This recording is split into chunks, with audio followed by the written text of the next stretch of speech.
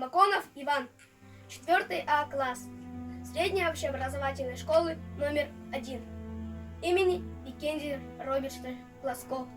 Хочу представить вам стихотворение Степана Кадашникова. Летела с фронта похоронка. Летела с фронта похоронка на молодого пацана, а он живой лежал в воронке. Ах, как безжалостна война! И проходили мимо танки. Чужая речь, а он лежал, вспоминал сестру и маму. Лежал и тихо умирал. Пробита грудь была на вылет, и кровь стекала в черный снег. А он глазами голубыми встречал последний просвет. Нет, он не плакал, улыбался и вспоминал родимый дом.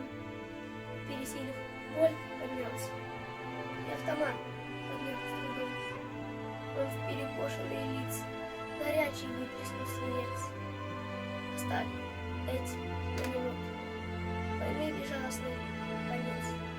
Летела с фронта похоронка, уже стучался почтальон. Солдат, закрыв глаза воронки,